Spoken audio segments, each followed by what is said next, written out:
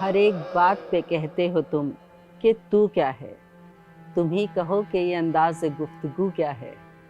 रगों में दौड़ते फिरने के हम नहीं कायल, जब आँख ही से न टपका तो फिर लहू क्या है। लेखन का शिल्प इस धरती पर तब से शुरू हुआ जब से विचार व्यक्त होना शुरू हुए। लेखन न सिर्फ खुद को व्यक्त करने का एक माध्यम है, बल्कि ये सामाजिक विचारों और मानवीय व्यवहारों को व्यक्त करने का भी एक तरीका है और ये उनमें रंग भर देता है। जिस तरह अपने भावों को प्रस्तुत करना ज़रूरी होता है और उन्हें प्रस्तुत करना बहुत कठिन होता है, लेखन और शब्दों में उन्हें उतारना और भी ज़्यादा कठिन है। आज मरासिम के सफ़र में हम चलेंगे उन 3 दिग्गज लेखकों के सफ़र पे, जिन्होंने समाज में अलग अलग समय में आकर अपने राइटिंग से, अपने भावों से, अपने लेखन से एक बदलाव ले आया। डर नहीं, आस्था नहीं, बैठे हैं रहे गुज़र पे हम, बैठे हैं रहे गुज़र पे हम।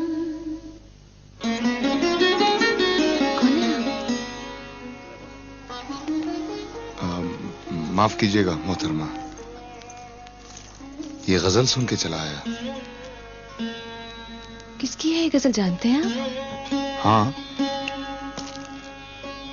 मेरे एक दोस्त हैं मिर्जा गालिब, ये उन्हीं के अशार हैं। लेकिन ये आपको कहां से मिले? किसी ने चूरन लपेट के दिया था इस पुर्जे में। एक शेर मिट गया, एक फट गया, भगता नहीं, और अगला शेर भी अधूरा है। हाँ, वो नहीं। खुदा परस्त जाओ वो बेवफा सही, जिसको हो दीन और दिल अजीज उसकी गली में जाए क्यों। वाह, बहुत खूब। आपको इतराज ना हो तो दर्ज कर लूं? जरूर।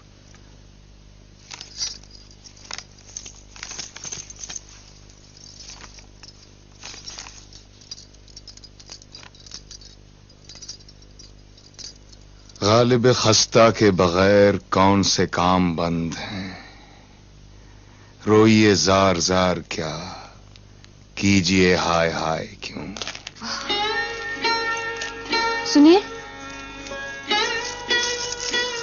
सुनिए,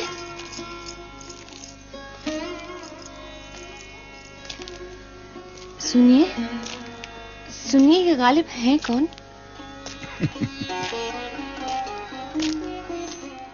मिर्जा असदुल्ला बेग खान मुगल साम्राज्य के अंतिम वर्षों के उर्दू और फारसी के प्रमुख शायर और कवि थे। उन्होंने उर्दू और फारसी दोनों में शायरी करी, लेकिन उनका फारसी दीवान उर्दू से कम 5 गुना लंबा है। लेकिन दुनिया में ख्याति उनकी उर्दू की शायरी पे टिकी हुई है। न केवल भारत और पाकिस्तान, बल्कि विश्व भर में फैले हुए बहुत से हिंदुस्तानियों के बीच में मिर्जा असदुल्ला बेग खान, जिन्हें हम गालिब के नाम से जानते हैं, वो बहुत लोकप्रिय है।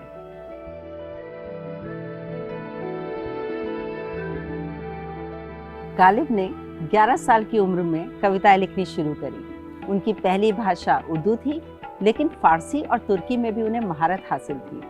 17वीं शताब्दी के अंतिम तिमाही में उन्होंने जो कविताएं लिखी वो प्रेम के बारे में कविताएं थी, लेकिन वो प्रेम कविताएं नहीं थी।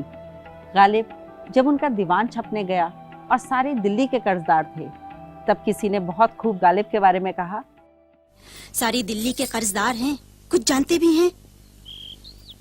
बेगम, एक बार ये दीवान छप जाने दो, पूरी दिल्ली अगर उनकी कर्जदार ना हो जाए तो कहना। गालिब एक प्रतिभाशाली पत्र लेखक थे। उनके पत्र लेखन ने सरल और लोकप्रिय उर्दू को जन्म दिया। गालिब का पत्र लेखन इस तरह होता था मानो वो स्वयं पाठक से बात कर रहे हों।